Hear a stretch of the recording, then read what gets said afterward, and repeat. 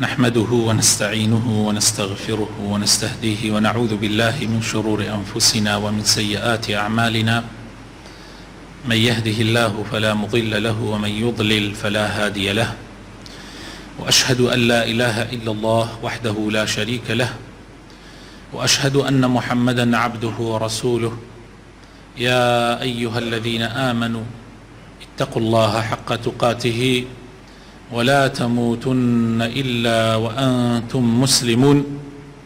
أما بعد، فإن أصدق الكلام كتاب الله، وخير الهدي هدي محمد صلى الله عليه وسلم، وشر الأمور محدثاتها، وكل محدثة بدعة، وكل بدعة ضلالة،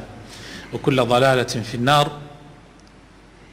برایانی خۆشەویستم، خوشکانی بەڕێز، بە ئیزنی خوای پەروەردگار ئەمڕۆ باسی یاسایەکی تر لە یاسا قورئانیەکان، بنەمایەکی تر لە بنەما قورئانیەکان ئەکەین کە ئەویش بنەمای 48ەمە و فەرمایشتی خوای پەروەردگارە کە ئەفەرمێ فەسئەلوو ئەهلە الذیکری ئین کونتم لا تعلمون. یعنی پرسیار دینەکەتان، پرسیار عەقیدە و عیبادەت و ئەخلاق و ڕەوش و حەلال و حەرامتان لە کێ بکەن؟ لەوانەی ئەهل الذیکرن. ئەهل الذیکر یعنی زانایانی ئیسلام. ئەم یاسایە لە دوو شوێنە لە قورئانە دووبارە بووەتەوە. لە سوورەتی ئەننەحل ئایەتی 43 خوای پەروەردگار ئەفەرمێ وما أرسلنا من قبلك إلا رجالا نوحي إليهم فاسألوا أهل الذكر إن كنتم لا تعلمون. هروها خوي تعالى لسورة الأنبياء آية حوت أفرمي وما أرسلنا قبلك إلا رجالا نوحي إليهم فاسألوا أهل الذكر إن كنتم لا تعلمون.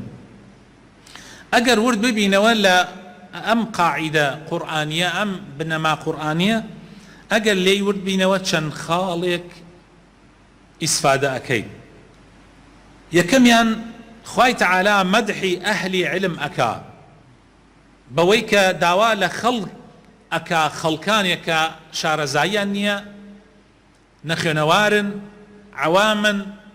يا لو بوارە شارەزایان نییە بەوەی بگەڕێنەوە بۆ لای ئەهلی علم، پرسیار لە ئەهلی علم بکەن. خوای تەعالا تەزکیەیان ئەکا و داوا لە مسڵمانان ئەکا و داوا لە شوێن کەوتووی پێغەمبەرەکان ئەکا شوێنی ئەهلی علم بکەون. نەزانانە لە شت نەکۆڵنەوە، بەڵکو بە زانستەوە لێ بکۆڵنەوە، زانستیش لە لای ئەهلی زانست دەسەکەوێت. خاڵی دووەم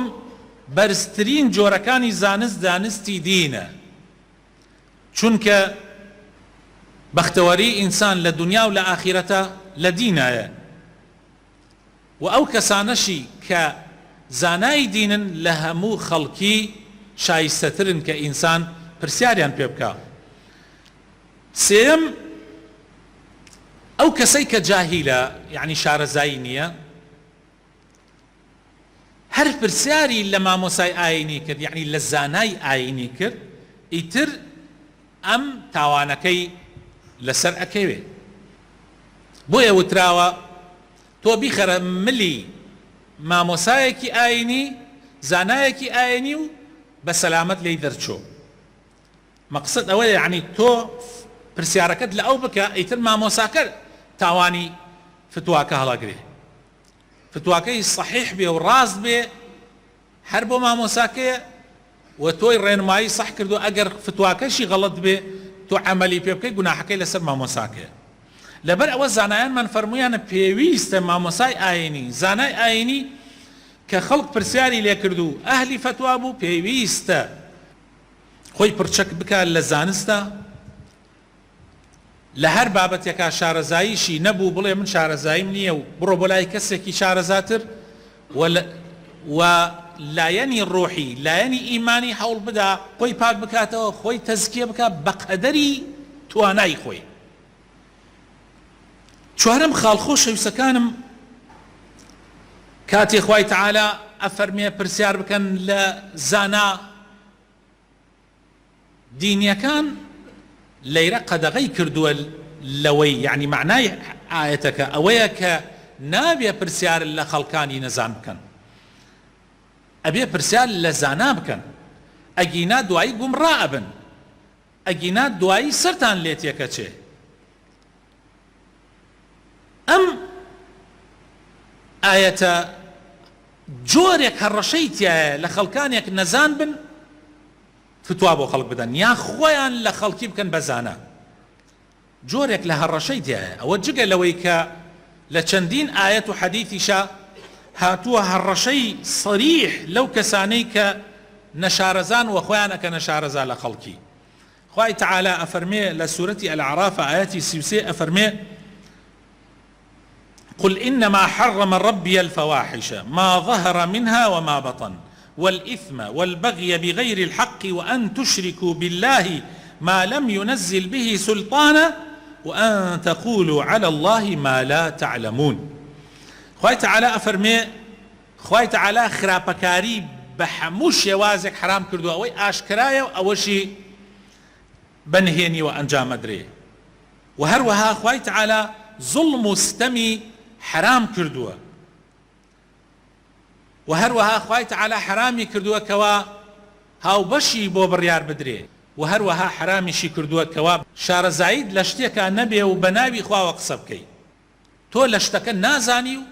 بە ناوی خواوە قسەی تیاکەی، ئەوە یەکێکە لە گەورەترین تاوانەکان. هەروەها خوای تعالى لە سوورەتی النەحل ئاەتی 116 أفرمي ولا تقولوا لما تصف ألسنتكم الكذب هذا حلال وهذا حرام لتفتروا على الله الكذب إن الذين يفترون على الله الكذب لا يفلحون. أفرمي لخوتانوا بناوي خواوة درو ما كان بلين أما حلال وأما حرام، يعني لخوتانوا بناوي خواوة درۆ بکەن، درۆ هەڵبەسن بە ناوی خواوە، بەڕاستی ئەو کەسانەی کە بە ناوی خواوە درۆ ئەکەن و بە خەڵکی ئەڵێن ئەمە حەڵاڵە و ئەوەش حەڵاڵ نییە، بە خەڵکی ئەڵێن ئەمە حرامە و حرامیش نییە، ئەو کەسانە تاوانەکانیان زۆر گەورەیە و بە هیچ شێوەیەک سەرفراز نابن، نە لە دنیایە و نە لە قیامەتیشە. لە دنیایە خوای تەعالە ئابڕوویان ئەبا و لە قیامەتیشا ڕووڕەشی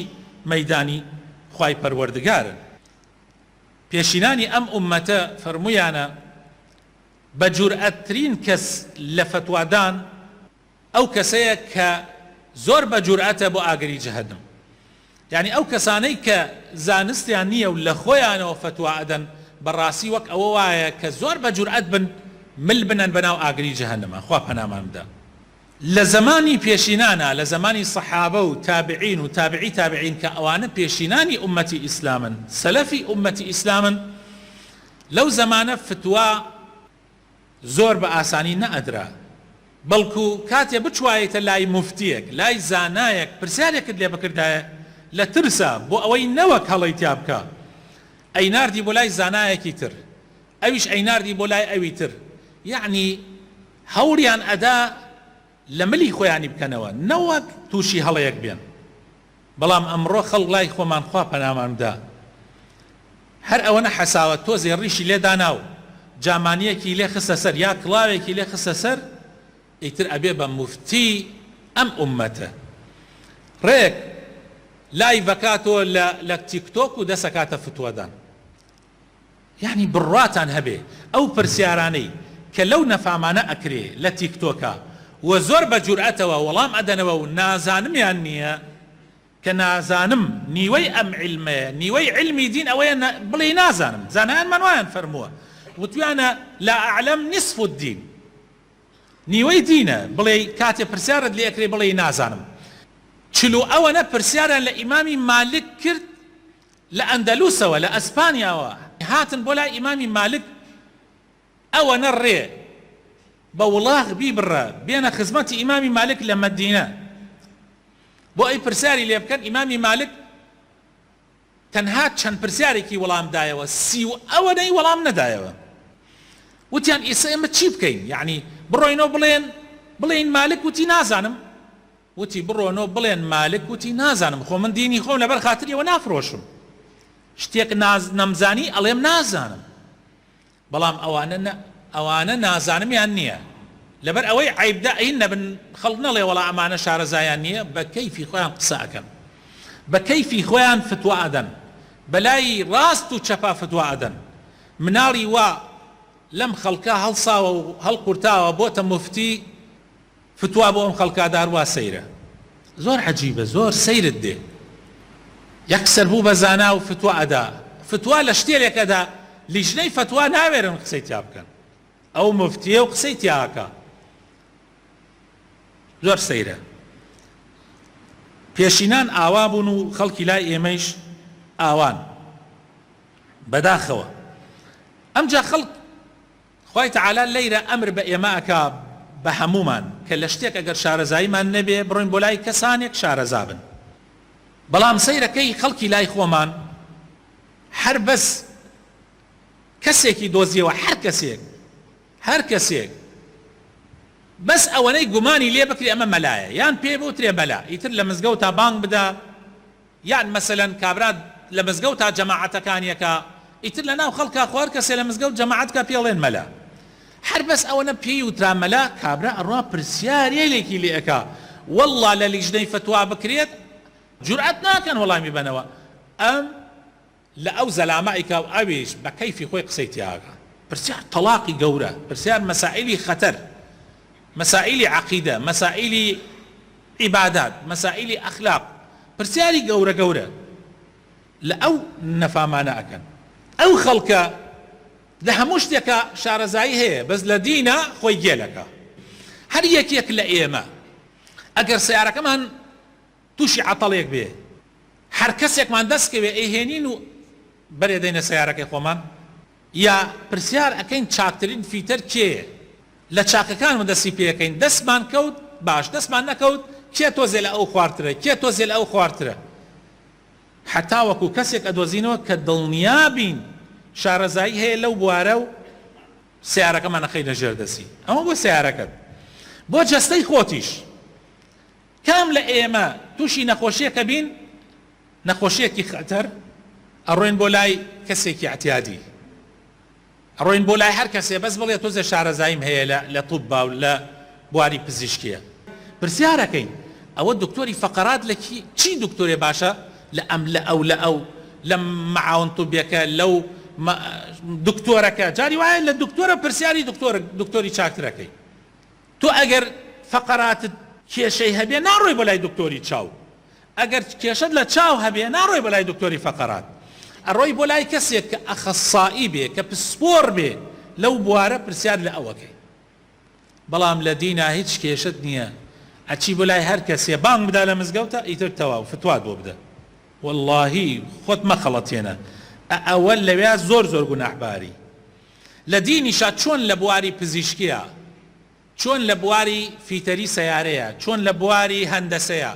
اختصاصات هەیە و پسپۆری تایبەتی هەیە، ئەمە دکتۆری چییە و ئەوە دکتۆری چییە و ئەوە دکتۆر چییە، لە دینیشا وایە. ئێستا مامۆساکان، ئەوانەی کە زانە شارەزاکانن کە ناویان دەرکردووە لە علم و زانستە، تەلیفاتیان هەیە، کەسانێکی پسپۆڕن، ئەوانیش هەمویان لە هەموو بوارەکانی شەریعەتە شارەزایان نییە. هەیانە لە عەقیدە زۆر باشە، هەیانە لە فیقها زۆر شارەزایی هەیە، هەیانە لە علومی حەدیثە، هەیان لە علومی قورئانە، هەر یەکێک لە بوارێکە زۆر شارەزایی هەیە. یعنی تۆ بۆ ئەوەش کە پرسیارێکت هەبوو ئەبێ بگەڕێی چی مامۆستایەک زۆر زانا و شارەزایە پرسیار لە ئەو بکەی بۆ دینەکەت. ئەگەر مامۆستایەکی زۆر شارەزات دۆزیەوە پرسیارت لێی کرد، ئەو جا وەکو چۆن بڵێ تاوانەکەت لەسەرەکەوێ. هەروەکو ئەو کابرای کەس 99 زەرامەکەی کوشت بوو، یەکەم جا کاتێ پرسیاری کرد وتیان ئەو فڵانە کەسێکی خواناسیان پێپیشاندا، بەڵام شارەزایی نەبوو لە دینە. کاتێ چوو بۆ لای ئەو بۆ تووشی کێشەیەکی تر بوو، ئەویشی کوشت. هەتا لە ئەخیرا ڕێنماییان کرد بۆ لای زانایەک، ئەو ڕێپیشانداری بوو، ئەو ڕێگای چاکەی پێپیشاندا، زانایەک کە لەو بوارە شارەزایی هەیە، لە بواری تەزکیەی نەفس، لە بواری تەوبە. بۆ ئەوەنە دینەکەتان لێ زیاوە، بۆ ئەوەندە دینەکەتان لێ زیاوە گەیشتن هەر کەسێ پرسیاری لێکەن. ئاخر معقول نییە هەر کەسێ ناوی مەلای پێوە بووی ئیتر مفتی بێ، یا هەر کەسێ لە مزگەوتا بوو 5 فەرزە ئیتر مفتی بێ، یان ئەوانەشی کە هان لە مزگەوتە یعنی تۆزیە بە مەلا ناویان دەرکردووە یان حاجین یان ئیخۆ نابێت تۆ ئیتر هەر کەسێ پرسیاری لێت کرد ڕاستەن جواب دەیتەوە کاکە دەمی خۆت بگرە واللهی بڵێ من لەو بوارە شارەزایم نییە والله حتا شارەزاییتیش بێ مادام تۆ اختصاصت نییە و لەو بوارەش ئیجازەت وەرنەگردووە حەقە قسەیتیان نەکەی حتا ئەگەر شتێکیش بیست بێ مەیڵێ بڵێ بڕۆ بۆ لای زانایەکی شارەزا والله من هەر کەسێکی عادیم کەسێکی تۆزێ شارەزایم هەیە تۆزێکم بیستووە لە مەلاکان بۆیە خۆشەویستەکانم با دینی خۆمانمان لێ زیاد نەبێ والله ئەگەر وای پێبێ نەکبەتیە ئەمە پێغەمبەری خوا صلی الله علیه وسلم لە حەدیثێک ئەفەرمێ ئەم دینە ڕۆژێتیە بەرزە بێتەوە یعنی ئەم دینە ڕۆژێتێن هەڵەگیرێ لە ناو خەڵک فەرمووی هەڵگرتنەکەی بەوە نابێ خوای تەعالی قورئانەکە هەڵگرێ یعنی ئەو قورئانە نەیەڵێ یا سنەتەکانی پێغەمبەر صلی الله علیه وسلم نەیەڵێ یان شەریعەتی ئیسلام هەڵگرێ لە ناو خەڵک نەوەڵا قورئانەکە هەر ماوە حەدیثەکان هەر ماوە شەریعەتەکەش هەر ماوە ئەی کێشەکە چییە پێغەمبەری خوا صلی الله علیه وسلم فەرمووی هەڵگرتنەکەی بەوە ئەبێ زاناکان ئەمرن و جێنشینیان نییە زانا ئەمرێ کەس نییە جێی بگرێتەوە هەتا وای پێتێ خەڵک خۆ بە بێزانا دانانشن کاتێ زانا نەمێنێ خەڵک ڕوا پرسیار لە کەسێکی نەزانەکە یعنی خەڵکانەکەی ئەبن بە موفتی خەڵک سەربەرزەکەن و نەزانیشن کاتێ فتوا ئەدەن خۆشیان گومڕا ئەبن و خەڵکیش گومڕاکەن پێغەمبەری خوا صلی الله علیه وسلم فەرمێ فإذا سئلوا أفتوا بغير علم فضلوا أضلوا كحديثك إمام البخاري جرته أفرمي خوشان قمرا بن خلقش قمرا كان يعني خوشان قمرا بن شو كتو قمرا بي كاتيا برسياري جواب ديتو كان لي نازاني وخلقش قمرا كي طبعا تاواني أواني إن شاء الله قري زور خطر خوش يسكانم يزيد كري هارون أفرمي عالم زانا حجيتو يا بلغيتو إلى الرجي قيامته با ئەو حجەیە کە هەتا ئەو بەڵگەیە هەیە بەڵگەیەکی بەقەوت بێ لە ڕۆژی قیامەتە بەڵگە یعنی بۆ نمونە هەوێی تۆیە هەوێ ئاخر ئێستا تۆ ئیجازەکەت هەوێکەت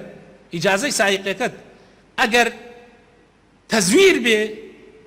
بەخوا ناوێری هەڵیگری ئەگەر ئێکسپایر بێ زوو ئەڕۆی پەلا ئەڕۆی ئەگەر تەواو بوو بێ زوو ئەڕۆی تازەیەکەیتەوە لەبەرەوەی بەڵگەیەکی بەقەوت نییە لەبەرەوەی بەڵگەکەت کۆن بووە ئەی بۆ دینەکەمان بۆ ناگەڕین بەڵگەیەکی باش بدۆزینەوە بۆ لە ڕۆژی قیامەتە بڵێن خوایە من ئەم ئیشەم کرد ئەمە بەڵگەکەمە بەڵگەیەکی بەهێز بدۆزنەوە بۆ دینداری تیتان ئیمامی ڕازی ئەفەرمێ زانایانمان کۆن لەسەر ئەوەی کەوا گشت کەسێک نابێ پرسیاری لێ بکرێ ئەبێ ئەو کەسەی پرسیاری لێ بکرێ کەسێکی شارەزا بێ ئەهل ئیجتیهاد بێ لە هەموو بوارەکانی شەریعەتە شارەزا بێ خوێندە بێتی ئەو علمانەی خوێندە بێت ئەم جا لەسەرەوەی ئەمەش ئەبێ ئەهلی وەرع بێ ئەبێ خۆپارێز بێ سێنگ دەرنەپەڕێنێ ئەبێ خۆی بشت بواتە دواوە مەگەر ناچاری کەی یعنی جوابت بداتەوە